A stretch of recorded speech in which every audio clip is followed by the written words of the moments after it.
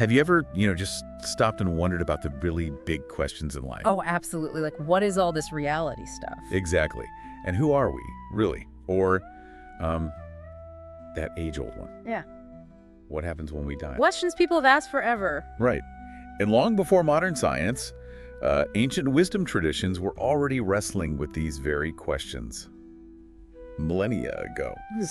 So today's deep dive, we're going straight into the heart of some incredibly profound texts from ancient India. The Upanishads. The Upanishads, yes. These aren't just like dusty old scriptures. They are philosophical powerhouses. Deeply embedded within the Vedas, yeah. And they offer these, revolutionary insights into self-realization, or even immortality. And our mission today really is to go beyond just reading them. We want to unpack things. Yeah, get into the real substance. Exactly. We're aiming to pull out the most important nuggets of knowledge, those key insights, from 3 really specific Upanishads. Which ones are we looking at? We've picked the Isha, the Kina, and the Katha Upanishads. Yeah. Think of this as maybe your shortcut to understanding some truly timeless wisdom. And it's packed with surprising facts, those aha moments that can, genuinely shift how you see the world. I'm already hooked. I mean, it sounds like a fascinating journey ahead. It really is. Exploring ideas like universal interconnectedness. Yeah. Figuring out the true source of our own consciousness. And that amazing story, the dialogue with the god of death himself. That's the Katha, right? Can't wait for that one. Yeah. Okay, so to kick things off, let's turn to the Isha Upanishad first. You said it's one of the shortest, but also really ancient. That's right. It's short, potent, and very old. What makes it stand out structurally is that it's actually the final chapter of the Shukla Yajurveda. Okay, and why is that significant? Well, that means it's part of the Samhitas, which is the oldest layer of the Vedic texts. Most other Upanishads are linked to later parts, like the Brahmanas or Aranyakas, so its position is quite unique. Interesting. And the name Isha?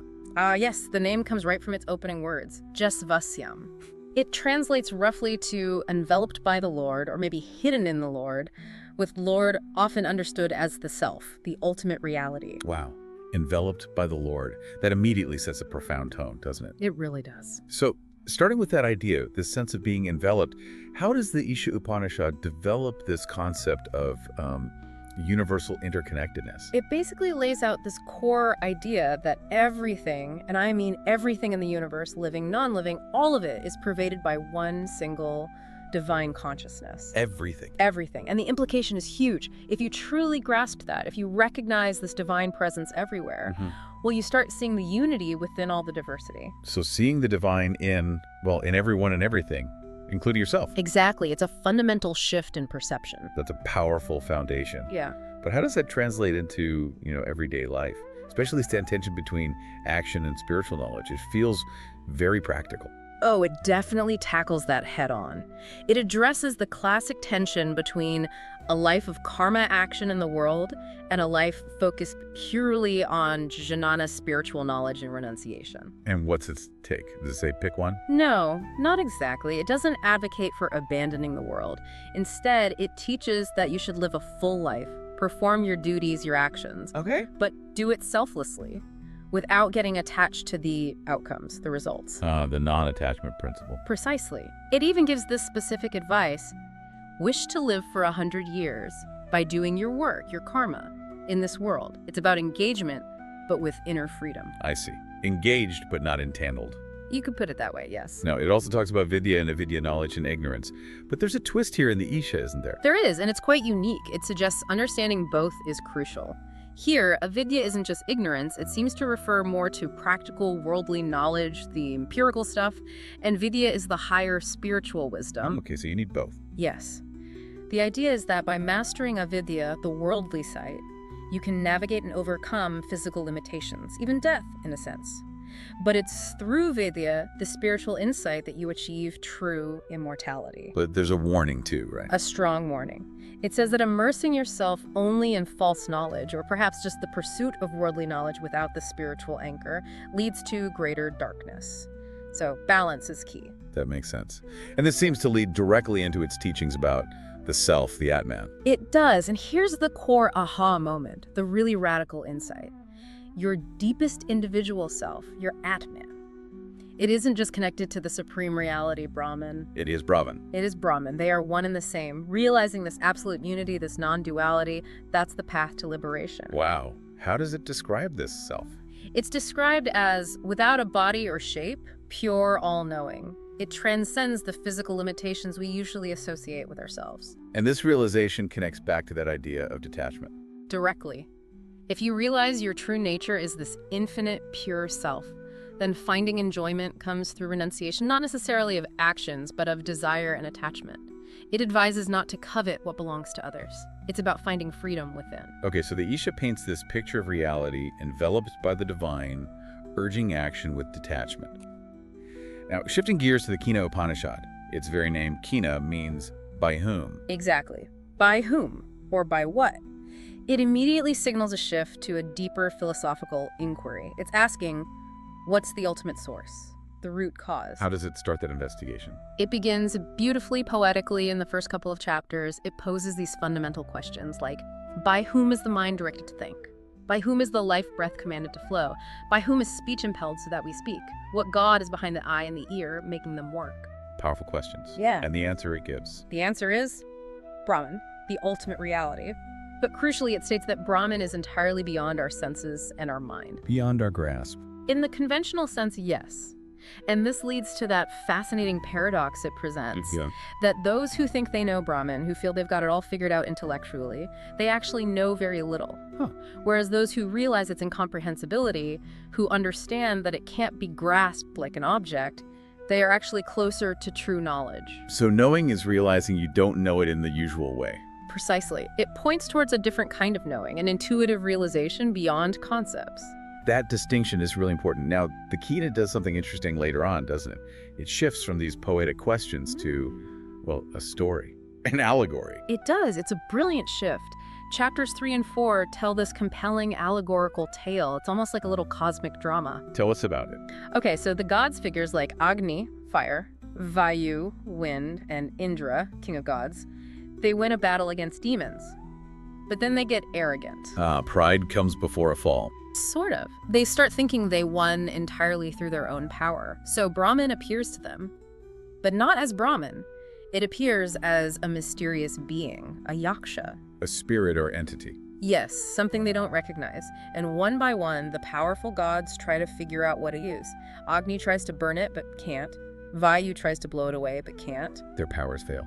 Completely. Yeah. Even Indra, the chief god, approaches, but the yaksha vanishes. It's a powerful lesson showing them that their power isn't actually their own, it's derived. So where does the answer come from? Finally, the goddess Uma Hemavati appears and reveals the truth to Indra. That mysterious being was Brahman, the source of their victory, the source of their own power all along. That's a great story. So distilling that allegory, what's the core teaching about Brahman? It hammers home that Brahman is the absolute, unchanging reality. It's the ultimate source, the efficient cause behind everything. The power behind it all. Exactly. The Upanishad uses these incredibly potent phrases. Brahman is the ear of the ear, the mind of the mind, the speech of speech. Meaning it's not just a cause, it's the fundamental power enabling your very faculties. Your ear hears because of Brahman. Your mind thinks because of Brahman. It's the power behind the power you think you possess. That's mind-bending. So if Brahman is the power behind our senses and mind, how can we possibly know it with our senses and mind? That's precisely the point that Katha makes. You can't know Brahman as an object of knowledge. Because the tools we use to know things Are themselves powered by Brahman. They are its instruments. Trying to grasp Brahman with the mind is like trying to see your own eye with your eye. So it distinguishes between different kinds of knowledge. Absolutely. It draws a sharp line between empirical knowledge, facts, data, things we learn through senses, and this other kind. The intuitive, spiritual realization of Brahman. Which involves the Atman again. Yes, it's that moment of realization where the individual self, the Atman, is recognized as non-different from the ultimate self, Brahman. It's a direct experience, not just intellectual understanding, beyond words. And connecting this back, the text suggests that this realization, finding Brahman within, brings strength and immortality. That's the ultimate outcome, yes.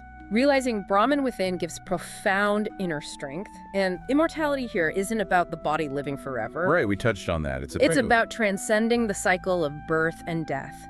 By identifying with your true nature, the eternal, unchanging self, Brahman, you are liberated from the transient world and its limitations. You realize you are that which is timeless. Okay, that clarifies the keenest perspective.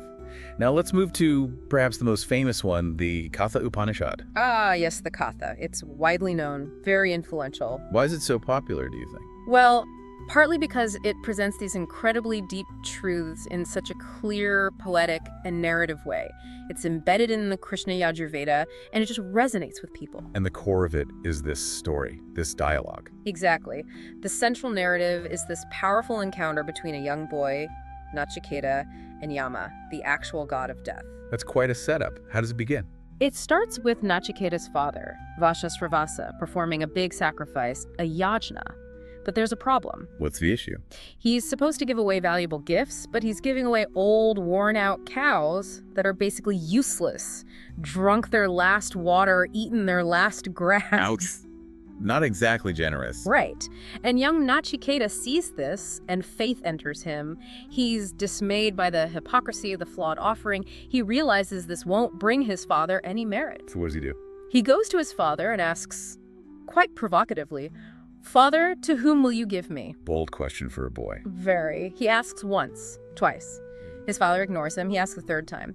And his father, now angry, blurts out, "To death I give you." Wow, just like that, in anger. In anger. But Nachiketa takes it seriously. He understands a promise, even one made in anger, must be honored, especially in the context of a sacred ritual. So he actually goes to find death. He does. He travels to Yama's abode, but Yama isn't home when he arrives. So he waits. He waits for 3 days and 3 nights without food or water, right there on death's doorstep. That's incredible resolve. Seriously, what happens when Yama returns? Yama returns and is told about this young Brahmin boy who has waited so patiently and austerely. He feels bad for the lack of hospitality and, impressed by Nachiketa's steadfastness, offers him 3 boons, 3 wishes to make up for it. Okay, the 3 boons.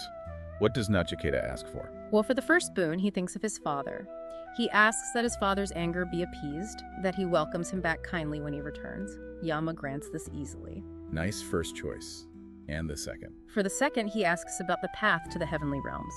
Specifically, he wants to learn about the fire sacrifice that leads to immortality, or at least to heaven, a world free from sorrow. Did Yama teach him? Yes, Yama teaches him the complex ritual, the nature of this sacred fire, and he's so impressed with Nachiketa's ability to grasp it that he names the fire sacrifice after him, the Nachiketa fire. He even gives him an extra boon, a celestial necklace. So far, so good. But the third boon, that's the big one, right? That's the core of the Upanishad. For his third boon, Nachiketa asks the ultimate question, the one that troubles humanity. When a person dies, he asks, there is this doubt. Some say he exists after death, others say he does not. I want you, Yama, to teach me the truth about this. The ultimate mystery. How does Yama react? He's the god of death, after all. Well, interestingly, Yama initially tries to avoid answering. He says even the gods have doubted this. It's a very subtle truth. He tries to tempt Nachiketa away from the question. How? He offers him everything else instead.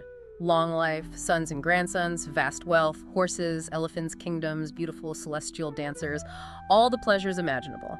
Anything but the answer to this question. Trying to distract him with worldly stuff. Exactly. But Nachiketa is completely firm. He refuses everything. He replies essentially that all these pleasures are temporary, ephemeral things, he calls them. They wear out the senses. Even the longest life is short. He says, keep your horses, keep your dance and song. He wants only the knowledge about the ultimate reality, the secret of what happens after death. Wow, what incredible focus and wisdom for a young boy. It really is. Yama is deeply impressed by Nachiketa's discrimination, his preference for the truly good over the merely pleasant. Seeing that Nachiketa is a worthy student, Yama finally agrees to teach him the profound truth. Now, what is that truth? What does Yama reveal? Yama explains the nature of the Atman, the self. He teaches that the Atman is eternal, unborn, everlasting, ancient. It is not born when the body is born. It is not killed when the body is killed. So the core you doesn't die with the body. Precisely. This eternal self, the Atman, is the ultimate reality, which is also Brahman, and it resides deep within the heart of every single being. Realizing this Atman, knowing your true nature, that is the path to liberation, to freedom from death. It fundamentally reframes what death even means. That's incredibly profound. Now, to make this less abstract, Yama uses a famous analogy, doesn't he? The chariot analogy.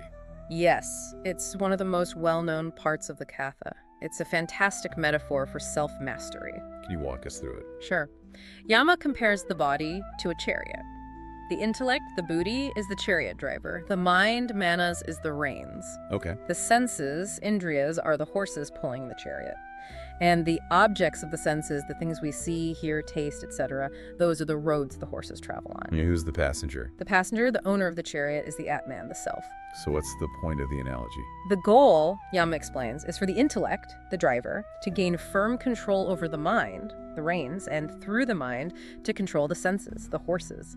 If the intellect is weak and the mind uncontrolled, the senses run wild like vicious horses, pulling the chariot aimlessly down paths of desire. Leading to trouble. Exactly. But if the intellect is strong and discerning and keeps the mind steady, then the senses are controlled like well-trained horses. The chariot then travels smoothly towards its ultimate destination. Which is? Self-realization. Realizing the true nature of the Atman, the passenger. It's a powerful image about the need for inner discipline, discrimination, and control to achieve spiritual progress. That really paints a clear picture. It connects directly to another major theme of the Katha, this choice Yama mentions, between Shreyas and Preyas. Absolutely, this is central. Yama explicitly tells Nachiketa that both the good, Shreyas, and the pleasant Preyas approach a person. The good versus the pleasant, like choosing broccoli over candy. Haha, exactly. Preyas represents the path of sensory pleasure, immediate gratification, worldly success, things that are appealing and easy but ultimately bind you. They lead to suffering in the long run because they are fleeting. And Shreyas? Shreyas represents the path of the truly good, the beneficial, the spiritually elevating. This path might be more difficult, require discipline and renunciation of immediate pleasures, but it leads to lasting happiness, wisdom, and liberation. And Nachiketa chose Shreyas. He did. Yama points out that the wise person examines both paths and chooses Shreyas, the good, understanding its long-term value. The foolish person, seeking immediate pleasure and comfort, chooses Preyas and ultimately misses the true goal of life. Nachiketa proved his wisdom by rejecting Yama's tempting offers. It's a timeless dilemma, isn't it? Short-term gratification versus long-term well-being. It really is applicable in so many areas of life, not just spirituality. Now, you mentioned the Katha also has some early mentions of yoga. Yes, surprisingly early in a clear spiritual context, it uses the term yoga specifically to mean the firm control of the senses and the mind, achieving a state of inner stillness where the distractions cease. This steady control is seen as crucial for perceiving the subtle reality of the Atman. And there was one other image, the inverted tree. Ah, yes, another profound image. The Katha describes the universe, or existence, as an ancient, eternal Ashavatha tree, but it's inverted. Its roots are upwards, grounded in Brahman, the ultimate reality. And the branches. The branches grow downwards, representing the manifested world, all of phenomenal existence. It's a beautiful way to symbolize that the entire cosmos originates from and is sustained by Brahman, the unseen ultimate source. Wow. Okay, so we've journeyed through Isha, Kina, and Katha. If we try to bring these threads together, what are the big common themes that stand out across all three? Well, the most fundamental one clearly is the unity of the individual self, the Atman, and the ultimate reality, Brahman. That realization is presented as the supreme goal. Right, that Atman-Brahman equation. What else? There's a strong emphasis on distinguishing true knowledge, vidya or jnana, from ignorance, avidya, or mere worldly preoccupation, prayas. True knowledge isn't just information, it's transformative realization. And the importance of how we live in the world. Definitely. The balance between action, karma, and detachment or renunciation, jnana or inner renunciation. Living fully, performing duties, but without selfish attachment to the results. So it's not about escaping life, but transforming our relationship too. Precisely. And ultimately, all three point towards the path of liberation or immortality, understood as transcending the cycle of birth and death, through self-realization, through knowing your true nature. It's incredible how relevant these ideas still feel. I mean, these texts are millennia old, yet they're tackling questions about consciousness, purpose, how to navigate our duties, how to find meaning beyond just stuff. Absolutely. They offer profound insights that resonate deeply even today. It's not just historical curiosity. It's about gaining perspective on these enduring human questions. Understanding these texts helps us understand different ways humanity has tried to make sense of existence. It really makes you think differently about, well, everything. It does. So, perhaps a final thought for everyone listening to mull over. If this ancient wisdom is right, if the ultimate reality truly pervades everything and is also the core of your own being, deep within you, what new perspective might that offer on how you perceive your own consciousness, your own mind, and maybe even your place in the vastness of the universe?